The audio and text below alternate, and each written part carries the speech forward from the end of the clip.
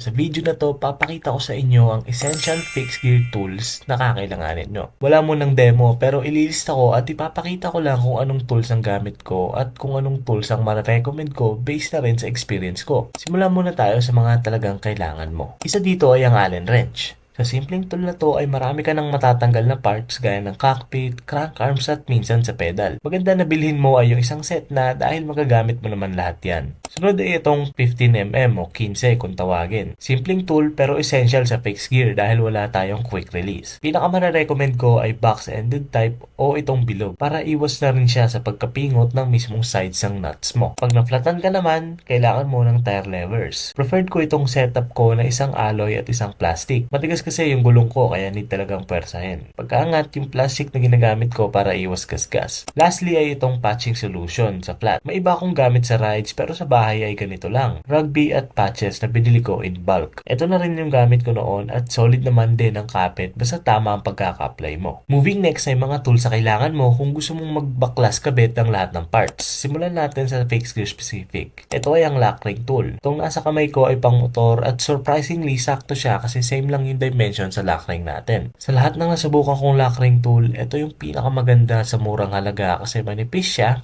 at sakto rin yung pinaka-hook niya sa lock ring ng Fixie. Sunod ay itong chain whip. Itong sa akin ay DIY lang pero kung may maire-recommend ako ay basta yung tool na flat handle. Galing din kasi ako sa 3-in-1 na tool at ang hirap ng ergonomics niya. Masakit sa kamay pag pumersa ka at baka di mo pa makabit ng ayos. Itong mga susunod naman ay applicable din sa ibang bikes. Unahin natin ang pang drivetrain. Sa drivetrain ay meron tayong dalawang klaseng bottom bracket. Square tapered at outboard. Sa square tapered ay ganito yung tool at ito na rin yung gamit kong tool lagi. Walang problema dito pero maganda na gamitan siya ng anti-slip tool para mas mapuwersa mo siya na hindi dumudulas. Sa outboard or hollow tech naman ay ganito ang itsura ng tool niya. Ito lang ang meron ako ngayon kasi wala pa ako nakahawakang outboard. Pero kung yung 3-in-1 tool gagamitin mo, mukhang okay naman dahil flat yung mahahawakan mo pag pumersa ka na. Sunod naman ay ang crank arm puller ng square tapered. Dalawang piraso siya at yung isa ay kakagat sa crank arm mo at yung isa ay tutulak mismo. Pag gagamitin mo to, make sure mo lang na maayos ang pag-thread mo sa crank arm para iwas loose thread. Lastly ay itong chain cutter. Cutter ang tawag sa kanya pero nagpupush lang siya ng pin. Hindi ko masyadong nagagamit to pero maganda pa rin na meron kayo. Lalo pag nag-experiment kayo ng ratio nyo. Itong part naman ay para sa wheel set. Ito ay ang spanner wrench na manipes. Ginagamit ko siya para baklasin yung nut sa mismong hub ko pag nagre-repack ako. Lastly ay itong tire pump. Maganda yung ganitong malaki na may gauge para di kayo nanguhula ng PSI. Kasi kahit mura lang to, mas mapapadali pa rin niya ang buhay nyo pag nagpa-pump. At ayun lang. Obviously, hindi lang to ang gagamitin mo pero ang mga tools na to ay sapat na para baklasin at ikabit ulit ang fixed gear bike mo.